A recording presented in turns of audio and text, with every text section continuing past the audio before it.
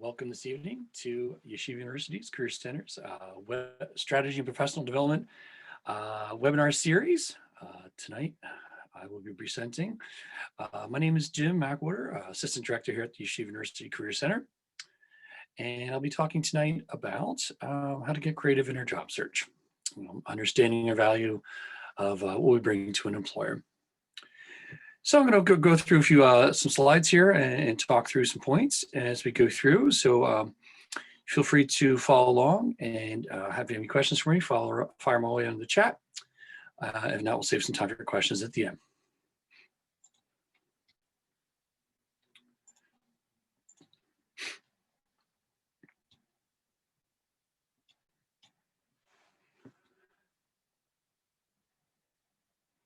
All right, making sure I click on the right screen, excuse me.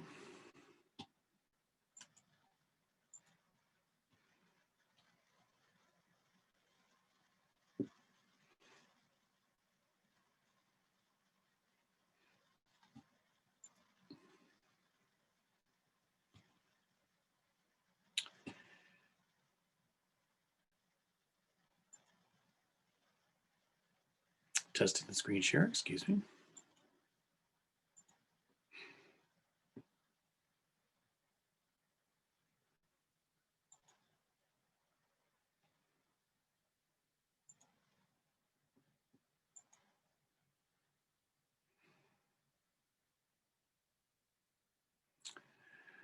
All right, thanks. Just making sure the screen is working. And for a second there, it did not look like it was working. So bear with me again, one moment again.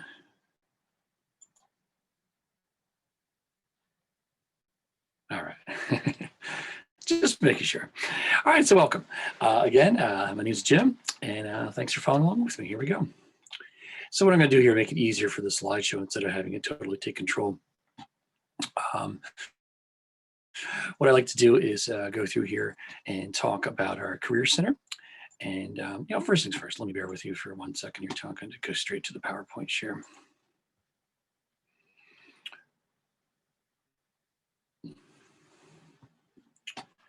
All right, so from us in the Career Center, we welcome you, and definitely support the leaders tomorrow and our mission statement and vision here. I want you to be well prepared for your career and your future career paths. A little bit about myself, higher education professional, worked many years throughout many years of teaching, kindergarten through college, and also within the career services realm, all aspects of from employer relations to all areas of career coaching, public schools, private schools, for profit, nonprofit, all the above.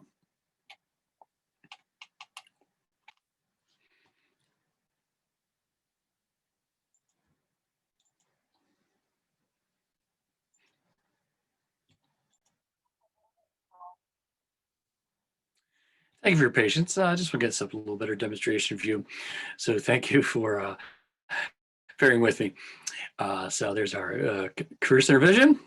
My picture from a few years ago, non-COVID haircut, or I should say COVID non-haircut here. But so first things I want to talk about is how to convey ourselves to a future employer, and especially the way to truly articulate ourselves and show our abilities and skills to employer. Of course, is the first step is through the resume.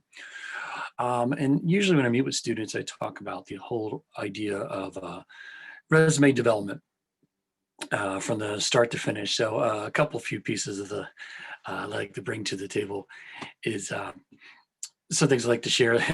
One thing I start with about resume development is things I wish people told me. The first one is I wish people told me that you don't have to include everything in your resume. I also wish people told me that, this is your marketing tool, that you were the only person to be a little philosophical, hysterical, whatever you want to call it. But we are the only person we know, and we bring unique skills and abilities to an employer. And to understand this marketing tool is, bottom line, does not get us a job or the internship, but the resume usually with the cover letter too, is you want an employer or someone to read this and say, oh my gosh, I need to hire this person. So with that in mind, understand it's a way to intelligently present yourself to convey everything you bring to an employer at that present moment in time.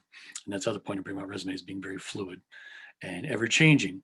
So these are not written in concrete or stone. These are not official documents either. I know sometimes students bring that up too and ask, is this official? Like, well, especially when you put expected graduation, that should be a hint right there. So first rule of resumes, only rule of resumes, never lie. After that, it's about, conveying what you bring to the table, and you intelligently design what you want to include or not include.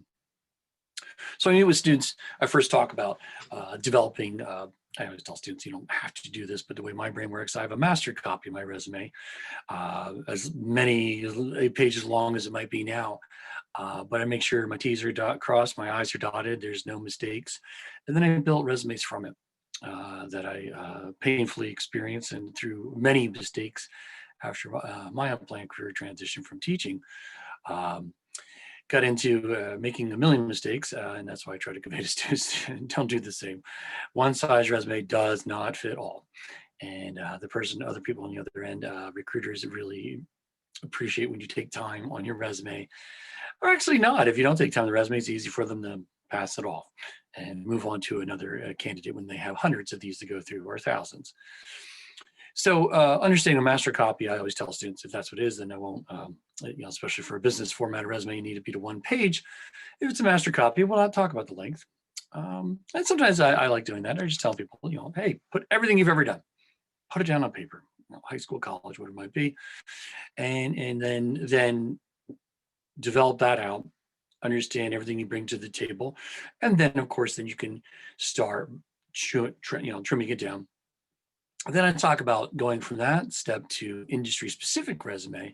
I use the word industry specific to try to use that as an example, like for myself, maybe with someone going to marketing, maybe sales, um, some management positions, higher education positions, et cetera, et cetera. So it's a matter of going, oh, yes. So that master copy is definitely not one size fits all. I need to articulate and bring out for each of these different industries what special skills I bring to the table, just like anyone.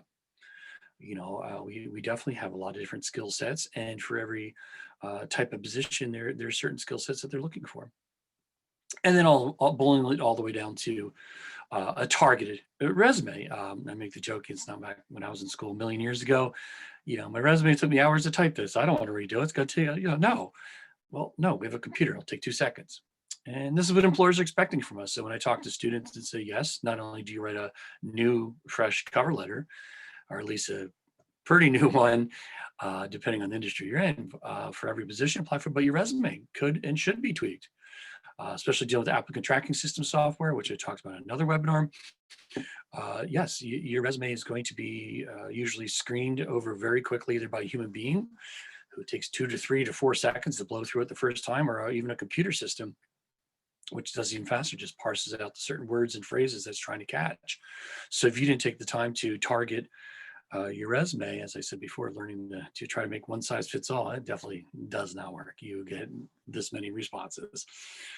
So definitely need to target your resume when you apply to. Yes, it takes a little extra time, but on the other end, recruiters always say, wow, you're not just mass sending your resumes out. You are actually trying very hard to, you're taking a little time and effort, not just asking for another hoop to jump through like a resume, but cover letter, but taking time to make your resume fit and catch their attention. Recruiters, hiring managers do appreciate that. Also like to throw in here a little bit, since we talked about some creative industries, creative folks that may be interested. There's also something called functional resume, combination resume. There's so many different terms used, but the best way to describe it is, I meet with students. I talk about, we have most of our handouts are business. I need to eat resume. It's business formatted, where education, skills, experience, bullets, and tailored to one page and catch one's attention and highlighting everything you need, versus in certain specialized fields, that type of resume doesn't resonate, and that's not what they're looking for. A great example would be anything I call in the creative professions, such as, let's say, a writer, an editor, an actor. An actor is probably the best one, where basically it's a laundry list of where you performed, Well, also the acting resume usually includes those things that HR people have a heart attack, like photographs and height and weight and other things that should definitely never ever be mentioned, even in public conversation, have personal details. But that's how the industry works. So we'll move from the acting resume, but even my students who worked in film production, any kind of creative, exactly, a functional or a combination resume, what do you want to call it? The resume, you're conveying your specialized skills. And then, what they want to see, just like a writer or editor, I want to see your work. And this is usually combined with a portfolio, a digital portfolio, and with a link to and any of the great work that you've done. So that's a different type of resume, but in creative. I know many students, when I talk to them about this, even the computer science field, many of my friends in IT or computer science, sorry, IT kind of dated me a little bit there, sorry. But in the computer science realm, again, it's very specialized. I want to see what programming, what coding do you know? What other harder skills do you know? And then, oh, by the way, where did you work? And give me some highlights of the projects and things you worked on. So I think that's a different way of looking at a resume for those folks chasing different industries. All these items we're talking about here is definitely for future conversation in detail. So, moving forward, it's about how we market ourselves. Using marketing ourselves, some students feel like, oh, I'm trying to sell myself. Well, no, you are just trying to, as back to what I said, you are yourself. I mean, it's called branding, and people may not like the terminology, but it's really, what do you bring to the table? What makes you unique? You are unique. Each of us are unique. Again, not trying to get too philosophical, but you really need to know what you're bringing to the table. And this is where it is challenging for many students when it comes to the job search. Put things together and put things on paper here, because this is, again, I joke about the archaic, old-fashioned technology resume, one page. I forgot to mention that, but that's it. It's an archaic, old-fashioned way we try to get employment, but the good news is everyone in the world knows that. That's everything. Wish people told me. I forgot to mention that, to know that, hey, this is crazy. Trying to get everything one page, knowing that there's things you included and might not include them. So part of marketing yourself and in the job search, internship search, understand your potential employers inside and out. Definitely have to conducting that research on the company and the product really, really will pay dividends and show an interest. And I know students say, Jim, I don't have time for this. I'm trying to study. And of course, your first priority is to graduate. We understand that.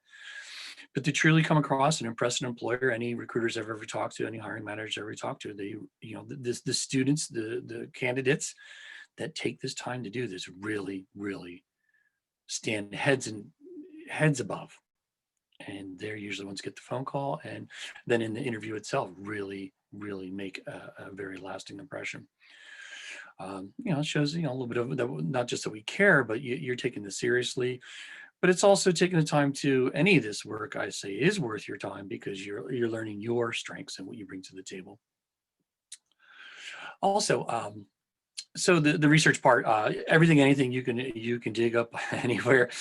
Some sites, as we know, are helpful, some are maybe not so helpful, but even just starting the company, mission statement about us, their social media pages, all those is a great starting point.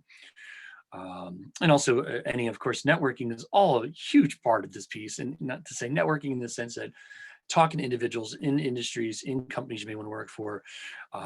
It's assumed here, sorry, that you've already been doing that too. And those are always a great piece of resource. And many times I tell students, even early in their college career, why you have these conversations, even just talking to mentors, like for Yeshiva, the YU MVP, the mentorship platform, talking to folks, because I say networking, of course, everyone needs a job or an internship. We know that. But when it comes to the MVP piece, just talk to people, be able to have an informational interview, still professional, but still ask some good questions about things. And then, of course, when the time comes to apply, by the way, I'm applying. Could you tell me a little more about the application process or any other helpful advice you can give me? I'd really appreciate it. So always keep that in mind. Also, know thyself. We always talk about that too, and that is the greatest challenge when it comes time to the job search, putting together a resume and then the interviewing. This is hard. An interview, let's face it, I always call it it is an oral, cumulative final exam of us at a present time. It's hard. it's challenging. So before we get here too, this is the other problem and challenge many students have is know thyself. I mean, when I say know thyself, you really need to identify your strengths and really, really know what you have. I mean, even talking to students, even the past few days, saying I can't find my career. I have certain things I sort of like. I know I have some skills. It's like, well, what have you really identified? Well, it's like, well, no, you really, okay. No, you really need to know. Well, I've found I'm good at this, or maybe not good at that, which is good, but really, really, really have to give a hard look at oneself to know what you bring to the table. And knowing how to articulate them. The one example I give, the old, I'm a great communicator. No, well, I'm sure you are, but there you go. You just illustrated you are not a great communicator. Give me examples. We want to know. I've always been known to be a great communicator. My fellow teachers and students, colleagues have said I'm a great communicator. I've been recognized on my communication skills where I've taken time to public speak and these are the kind of things that you need to bring to the table. And again, it gets people interested going, oh, tell me more.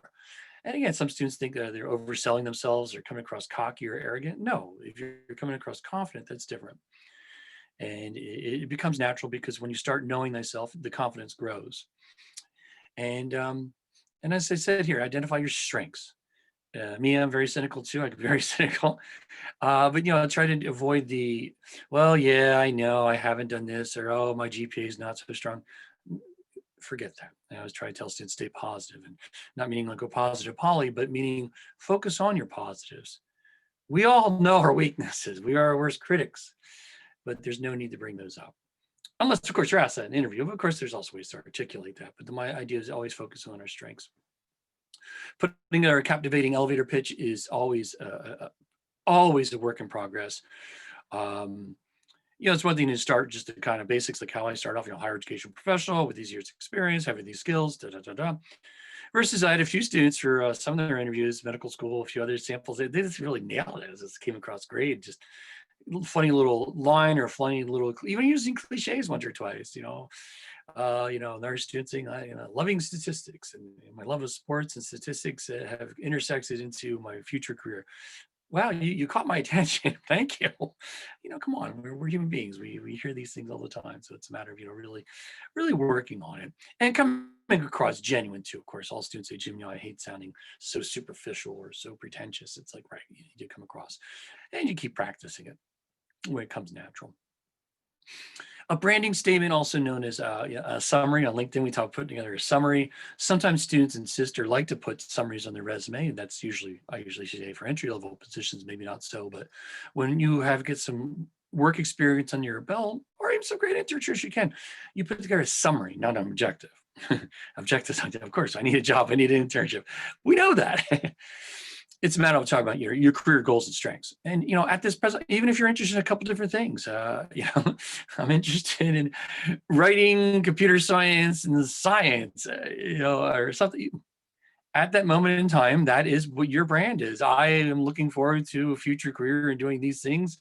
And these are, I'm an excellent communicator, excellent researcher, excellent writer who's looking forward to get it. You just need to adjust. And as I said, also know thyself, but also know thy audience too. Know if you're tweaking or adjusting your message. Now, social media is extremely important when it comes to marketing yourself, whether being a freelancer, any position, any future career. Obviously, some roles relate to this closer. Like, of course, if you're working for yourself, going to be independent creative consultant, this is your life. But any of us, understanding the strengths of using social media, get your name out there, call it your brand, but not necessarily your brand, but even on LinkedIn, just even contributing, adding commentary to articles, or when people post something, say it's very creative. I really appreciate that. Or, I had some thoughts about that too.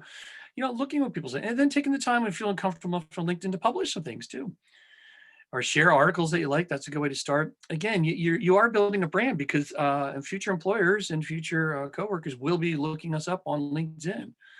They are already, and they're going to continue doing that. It's kind of good to see a LinkedIn. Of course, it's a professional network. No need to point out about worrying about your social profile there. We'll talk about Twitter and Facebook a little bit in a second here too. But on LinkedIn, this is where a professional network where you can really shine yourself to show yourself knowledge and interest in certain fields.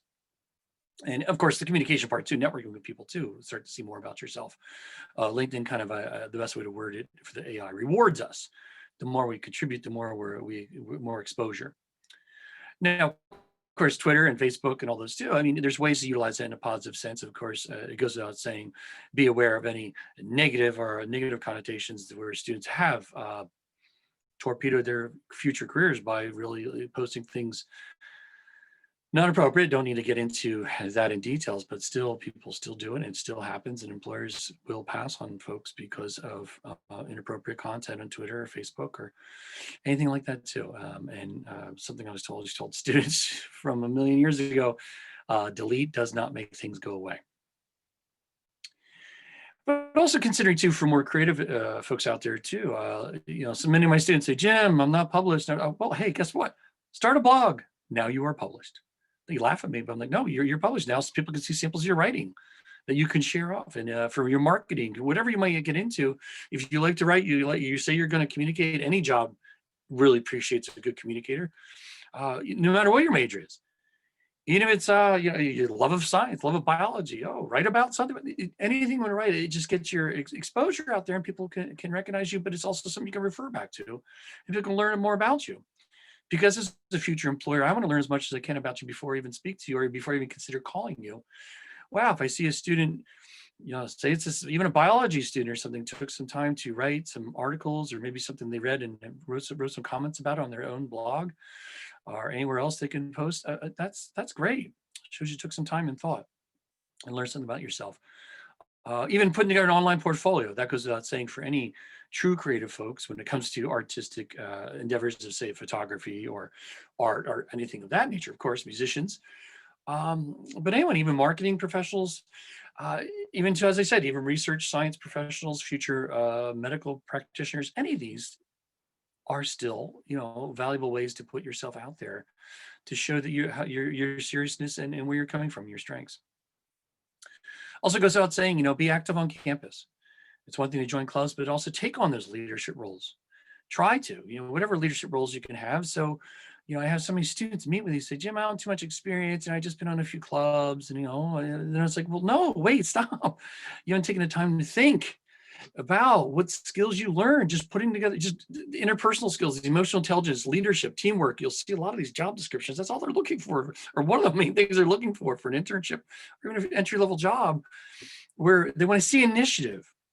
That's what we all want to see, is initiative. I want to think, if I'm going to hire you, this is a crazy interview process. You only spend a few hours. I'm going to decide to work with you for another few years or a few months. But I want someone who I know is going to jump in, not only get the job done, but take initiative and say, here, I have some ideas about this. I have some ideas about this. So if you can relate to me where you joined a club and then jumped in and, hey, I took charge of an event or tried to help out an event and brought some ideas. This is what I did. Talk to me. I'm hearing this is a great addition to volunteering too. Never diminish that. Even if you're volunteering an hour a month, which I know for some individuals that, that sounds not genuine, but I mean, time is limited, but still, even then, I mean, you could put it current on your resume, but still, I know most students will give more time than that to organizations they love. But again, that shows initiative again too. Trying to picture, here you are in the work environment, I'm working with you, or I'm your manager or whatever. I love initiative, and even showing as you volunteer and took time out to not only show your character of strength of character, giving back to your community, but getting involved. And many times volunteering helps us also take on leadership roles too, like I just mentioned. Also moving on here too, to go dive in further, talk about, the part I talk about articulating and understand what you bring to employers, kind of like about marketing yourself, kind of not. But one of the most important things, especially when I said about targeting your resume, I want to bring this back. That job description is your hint. When I talk to students about writing a cover letter, I said, there you go. When you're reading a job description, you go, hey, I can do that. I can do that. I've done that. I'd like to do that. Wow, you've just written a cover letter. You really have. I mean, there it is. Start writing. And that's what you bring to the table. But, same thing happens before the interview too, the same thing. Look at the job qualifications, look at the duties, and then try to identify related skills. The one example I found online, I will admit, I found this at the Idealist website, which I love. But one of them was just about recruiting, example about understand what you bring to an employer. And this is one great example where you see in the job description, recruiting volunteers. Wow, take a step back and go, wait, let's talk about the soft skills. Go back to that list of softer, harder skills or skill sets like communication, writing, marketing, leadership. All these are on anywhere. I know anyone can Google and look these up just like I did too. But then it's like starting to identify, then that's right. So researching volunteers, think about it. To research, can you recruit volunteers? Well, yes, I have recruited volunteers. Okay, well, use that as a starting point, or even just in general. Right. Think about communication research. How do you start? How do you do this? Think about your brain process. I had a recent interview with some student assistants, and I couldn't formulate the question well. It came across terribly, but basically, how do you get the job done? How do you stay organized? Give me details. And that's what we're kind of getting at. It was nice to hear. So, oh, here, Jim, here's what I do. I learned this. I tried this. I tried it. This has worked best for me. This is how I manage my emails. This is how I manage my time. This is I use this. I use this planner, not this planner. I use this. Again, I'm trying to picture working with you. Are you going to get the job done? Are you going to take initiative and get the job and do it well? And then maybe bring some other added value, which we'll talk about in a second too. But so any of these things work, and even just these, students always did, or any of us, all of us do this, not understanding that's a communication skill, that's a writing skill, that's a marketing skill, that's a relationship skill, that's and those are valuable skills. These are things that I try to tell students not to necessarily put on a resume because they're softer skills. It's like, show me, don't tell me. That's the challenge with a resume is, okay, I see teamwork in this. I see leadership in these things where you volunteered to do that or in your job descriptions. But then now it's turning around. Now it comes time to the interviewer and a cover letter to articulate further. Yes, there you go. Give me the details. Give me articulate, which will segue perfectly here. How to understand and articulate, what you bring to an employer.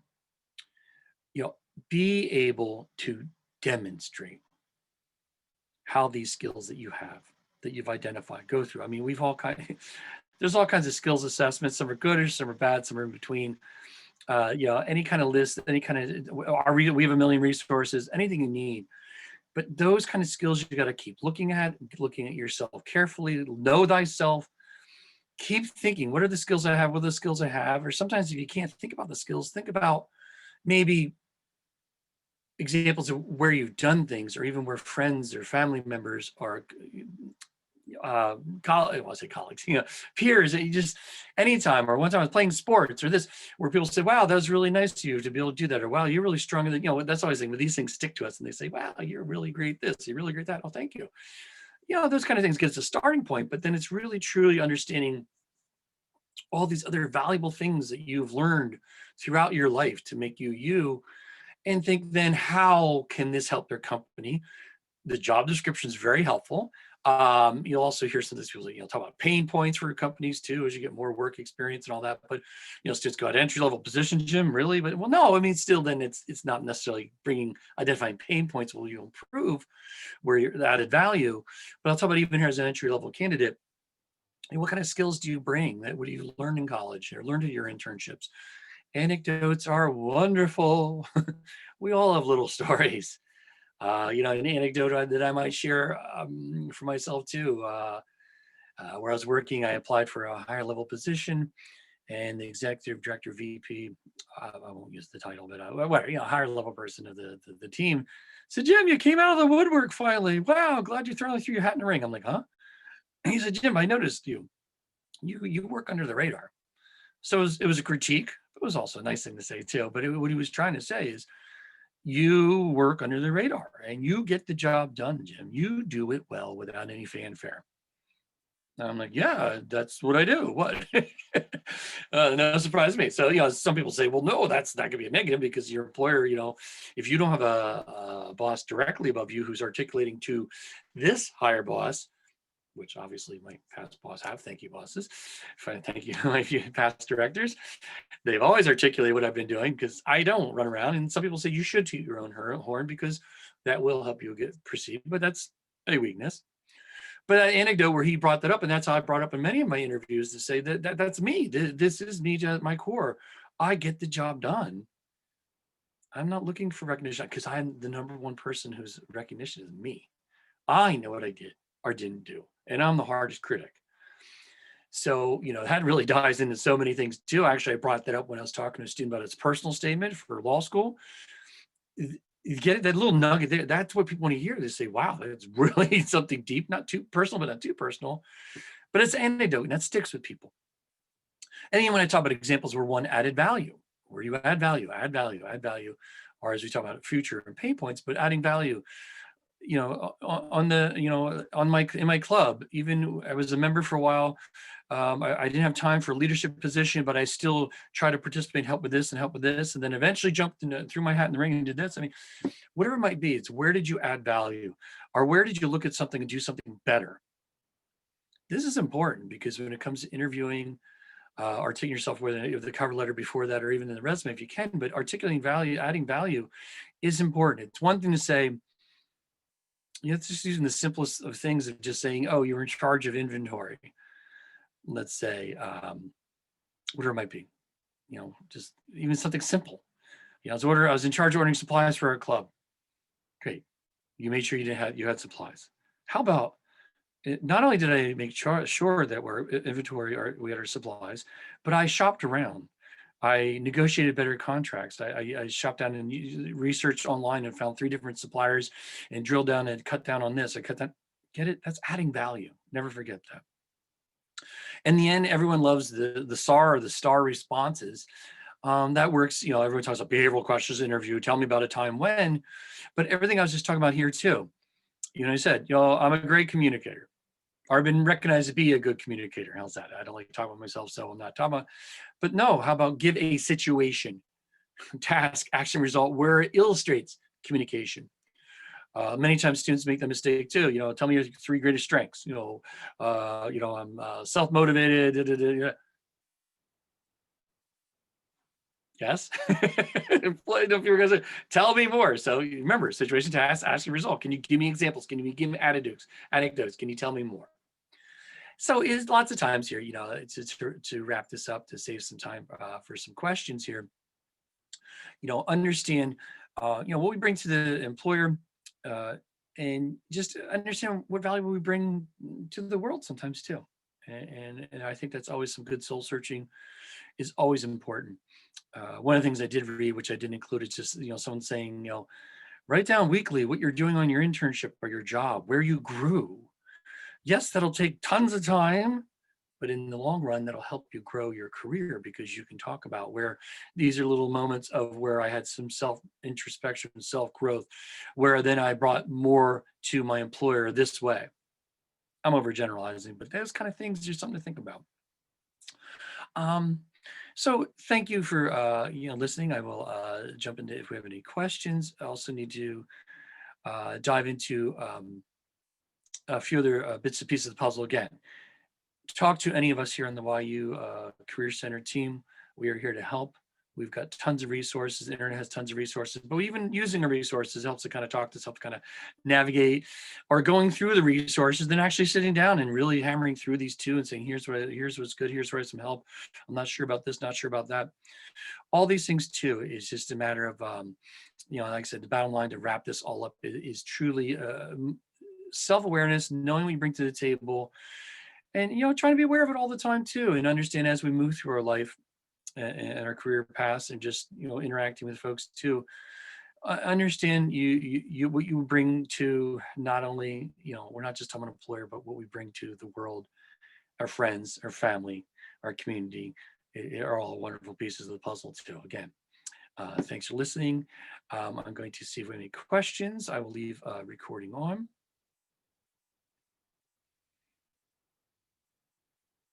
Okay, reading through the chat. No questions at the moment, but thanks for listening. So what do we have here? And I noticed, oh, geez, here we go. I forgot to add my personal information. Well, I put my name, Jim Mackwater. So it's jim.mackwater@yu.edu. Oops, missed that one. No, that happens. But this will be saved for perpetuity. Oh, okay.